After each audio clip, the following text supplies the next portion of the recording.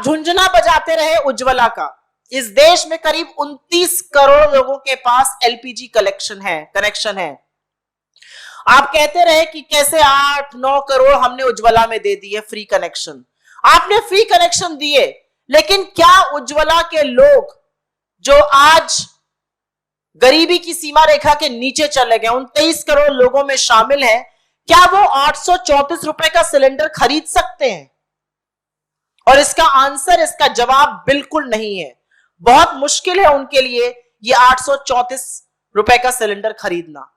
और क्योंकि भ्रमित करने के लिए डिबेट को, भ्रमित करने के लिए चीजों को, भ्रमित करने के लिए मुद्दों को एक सब्सिडाइज्ड और नॉन सब्सिडाइज्ड की बात कही जाती है।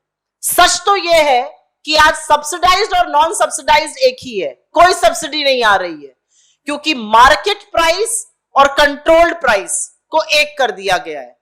सब्सिडी क्या थी? मार्केट प्राइस और कंट्रोल प्राइस में जो अंतर होता था वही सब्सिडी थी।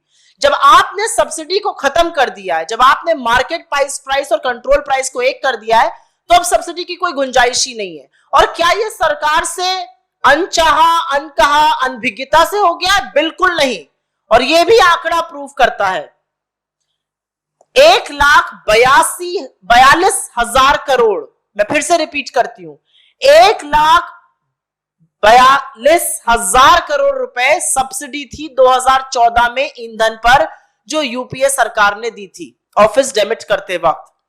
आज वही सब्सिडी 1,42,000 करोड़ से घटाकर 12,000 करोड़ के नीचे कर दी गई है। और जानबूझकर यह किया गया है क्योंकि सरकार जानती है, सरकार को पता था इस वित्तीय वर्ष के शुरू होने से पहले कि अब हम सब्सिडी नहीं देंगे, हम उज्ज्वला का झुंझुना बजाएंगे, हम ताली थाली करवाएंगे, लेकिन हम लोगों को राहत नहीं पहुंचाएंगे।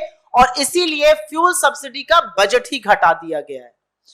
तो मेरी और कांग्रेस पार्टी की करबद्ध मांग है, गुजारिश है, देश के लोगों के प्रति अपनी संवेदना दिखाते हुए इस महामारी से जूझते इस देश को थोड़ी राहत दीजिए। आर्थिक मंदी में जिस देश को आपने झोंक दिया है, नौकरियां जो खाली हैं, जो वेतन डकार गए हैं, अब उनकी जेब पर डाका डालने का काम मत करिए, लोगों को राहत दीजिए। एलपीजी के इतने ऊंचे दामों को कम करिए और कहीं ना कहीं लोगों को थोड़ी तो राहत दीजिए। मैं फिर से एक लाइन बार बार दोहराती हूं और फिर से दोहराऊंगी। मुझे याद है कुछ सालों पहले एक लाइन आई थी कि महंगाई डायन खाए जात है। उसी लाइन में यह भी था, सखी सैया तो खूबे कमात है। सच ये है कि आज 1 करोड़ नौकरियां नष्ट होने के बाद, आज लोगों का वेतन खत्म होने के बाद कोई स्कोप ही नहीं रह गया है कहीं पर पैसा लगाने का, और सरकार को यह राहत जरूर देनी चाहिए।